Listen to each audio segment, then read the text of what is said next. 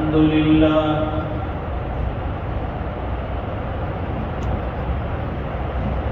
الحمد لله وكفى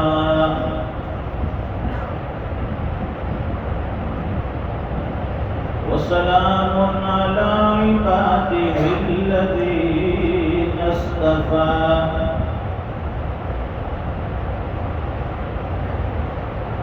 خصوصا على أفضلهم وخاتم النبيين محمد الأمين وعلى آله وصحبه أجمعين.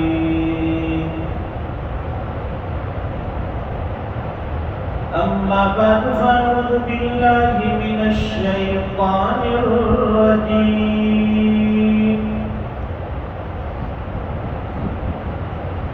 بسم الله الرحمن الرحيم.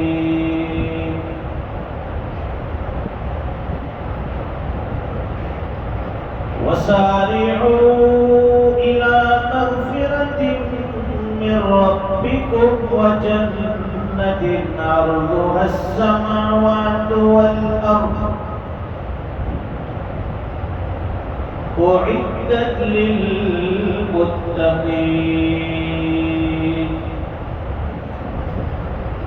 صدق الله العظيم.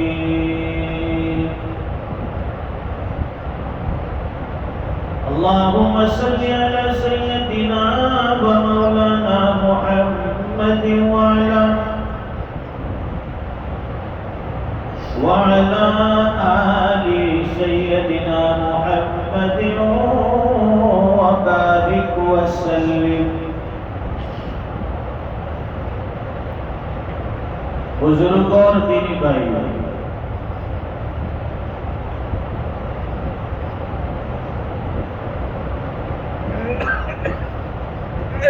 حدیث شریف میں آتا ہے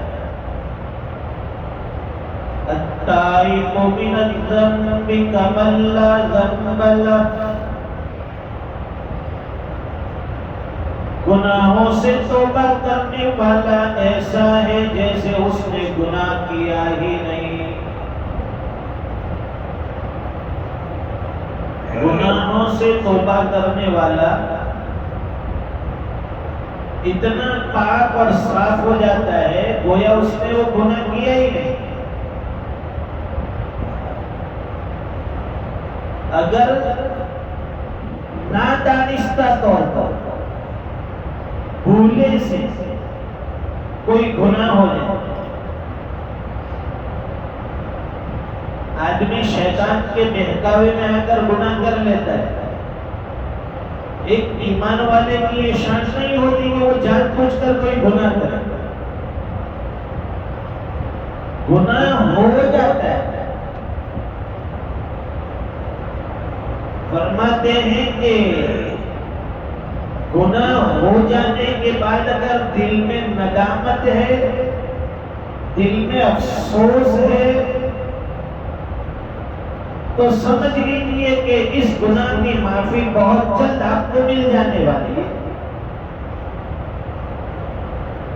اور گناہ کرنے کے بعد انسان ڈٹ جاتا ہے، جری ہو جاتا ہے، اس گناہ کو بار بار کرتا ہے. مطلب یہ ہے کہ اللہ کی طرف سے ابھی اسے معافی کی توفیق نہیں ملی.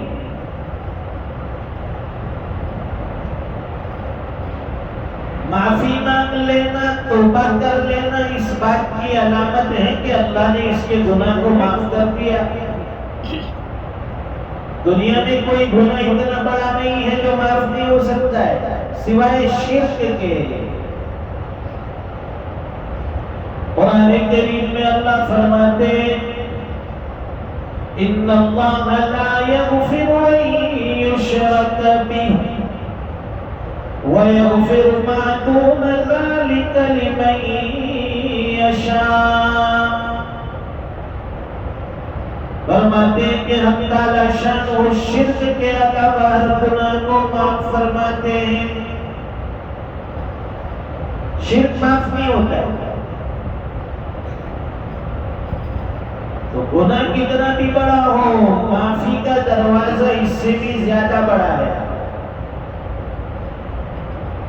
اس لیے فرمائے گناہ ہونے کے بعد تائب ہو جانا، معافی مانگ لینا، اس کے گناہ کو مٹا دیتا ہے، ختم کر دیتا ہے.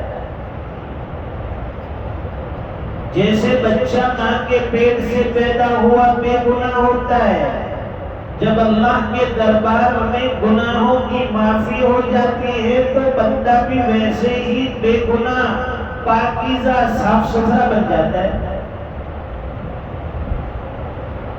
یہ رمضان اللہ نے اسی لیے عطا فرمایا تھا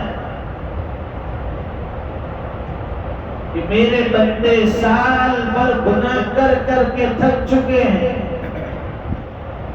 عاجز آ گئے ہیں، نادم ہیں، افسوس کرتے ہیں کہ اللہ 11 مہینے تک گناہ سرزد ہوئے، 11 مہینے تک منمانی کرتے رہے، اپنی مرضی کی زندگی گزارتے رہے، آپ کو ناراض کرتے رہے.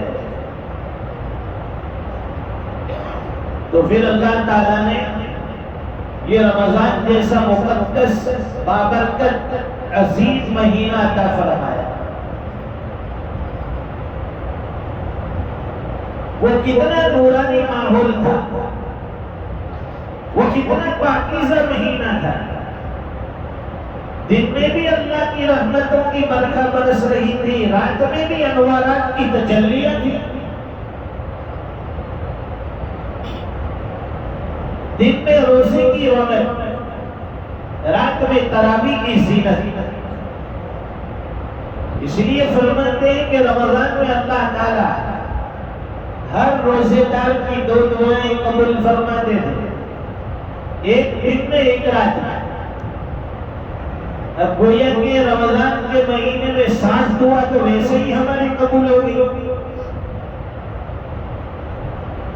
لیکن اللہ سے مانگنا ہے، پھر معافی مانگنا ہے، گناہوں کی ضرورتوں کو مانگنا ہے.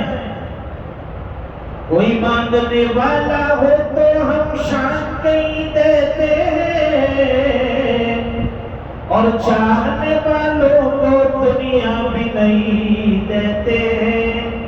اللہ مانگنے والوں سے بڑا راضی ہوتا ہے، بڑا خوش ہوتا ہے. دنیا والے مانگنے والوں سے ناراض ہو کر دروازے بند کر دیتے ہیں،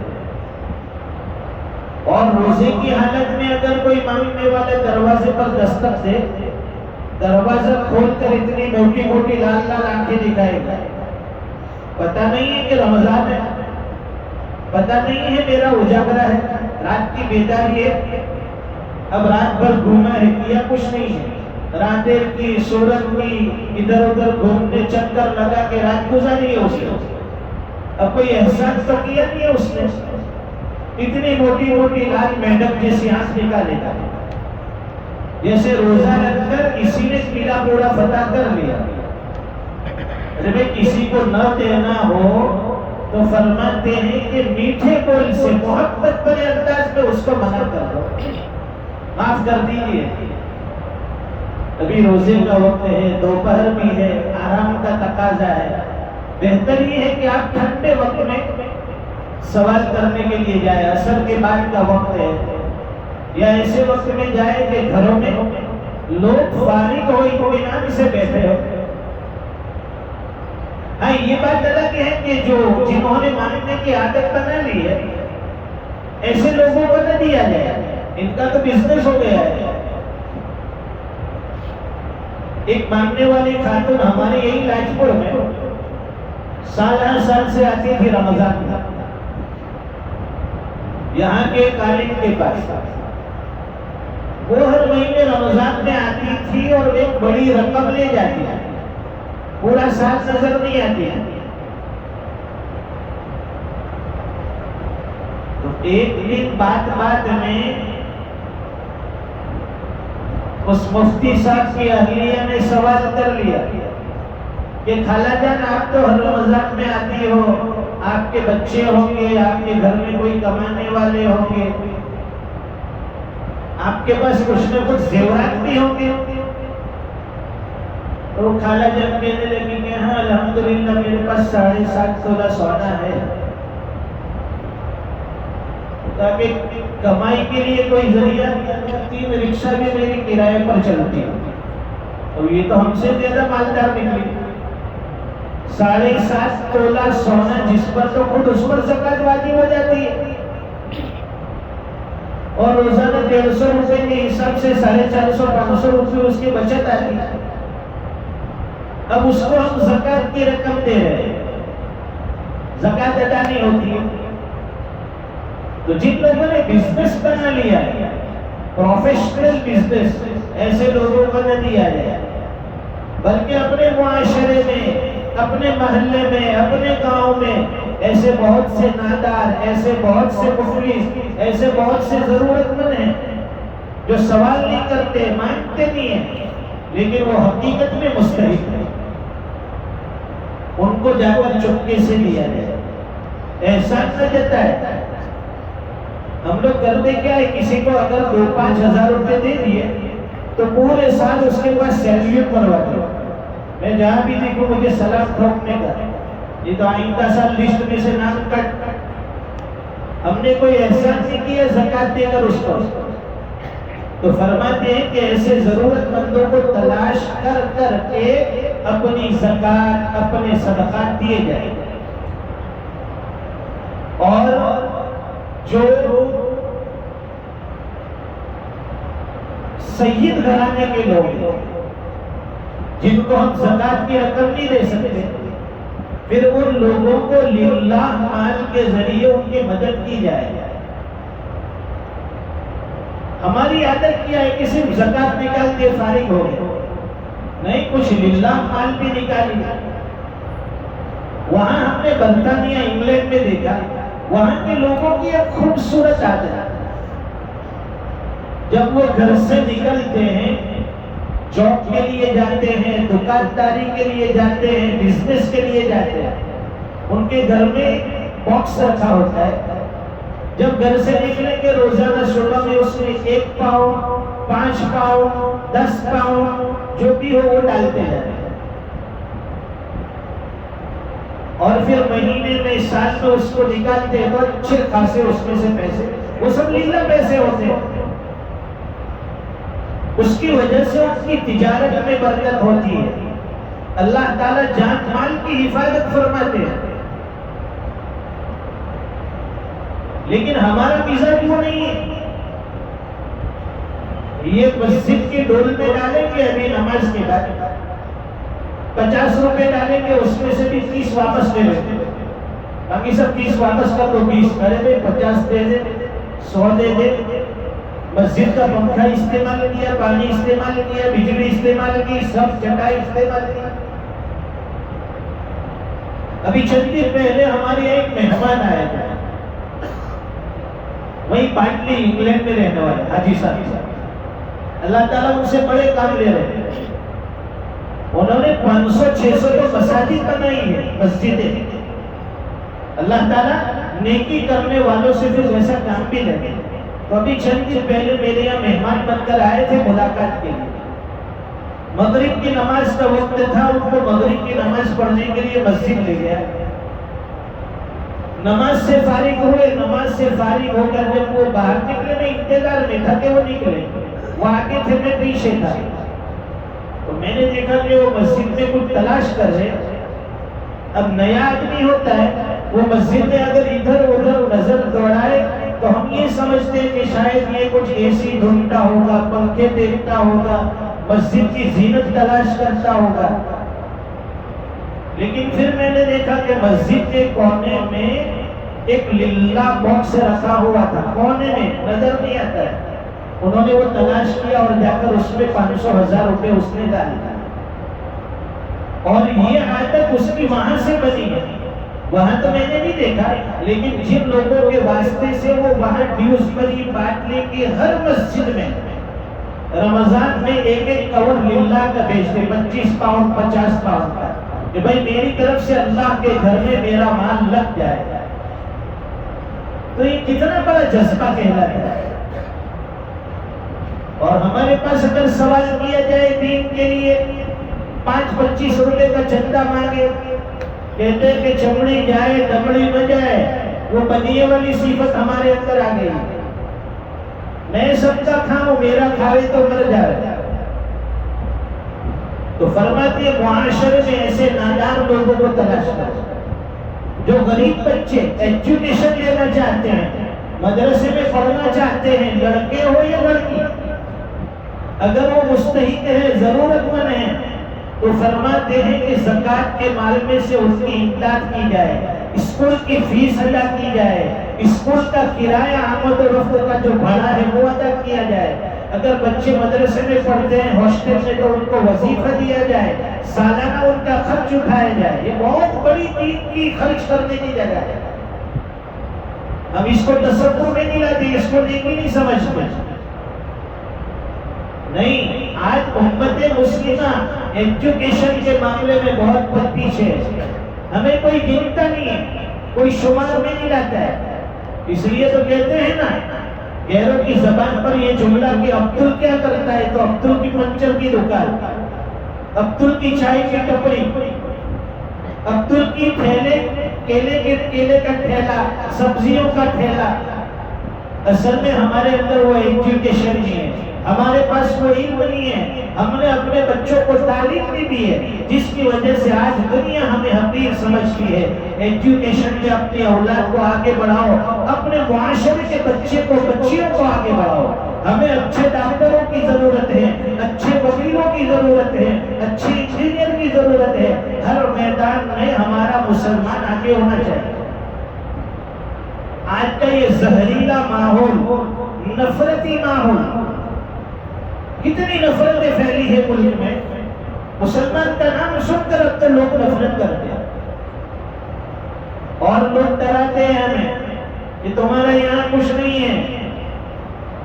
ہم بھی تو وہی کہتے ہیں جو ہمارے پی ایم پردھان منتری کہتے ہیں کہ ہم تو فقیر آدمی ہے، جھولا لے کر چلے جائیں گے۔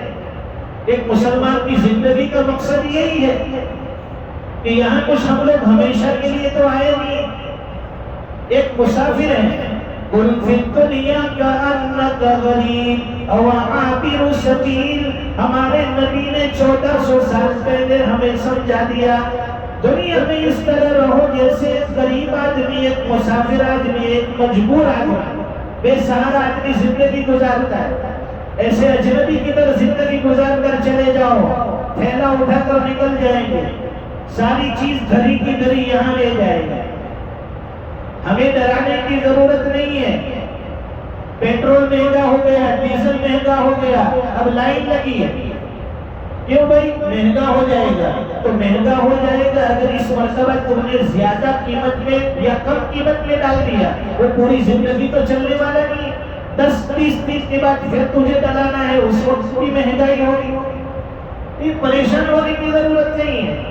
سلنڈر نہیں ملیں گے، انٹرنیٹ نہیں چلے گا، کیا پہلے لوگ بغیر انٹرنیٹ کے جیتے نہیں تھے؟ یہ سب ہم نے اپنی کمزوریاں بنا لی۔ پہلے لوگ چولہے پر، لکڑیوں پر نہیں کھانا بناتے تھے، ہم خود اس پر کھا پی کر بڑے ہوئے۔ گھروں میں آگ جلتی تھی، لکڑیاں جلتی تھی، پانی بھی اسی پر گرم ہوتا تھا، کھانا بھی اسی پر تیار ہوتا تھا۔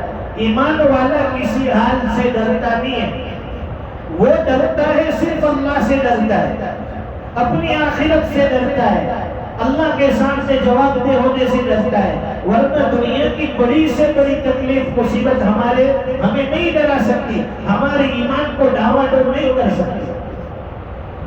اس لیے ضرورت اس بات کی ہے دوستو کہ اپنا اندر بنائیے، اپنے اندر اللہ کا ڈر پیدا کیجیے، نیک اعمال کرتے رہیے۔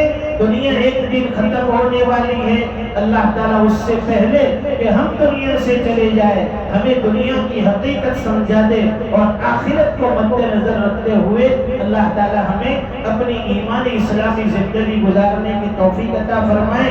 وآخر دعوانا الحمدللہ رب العالمین۔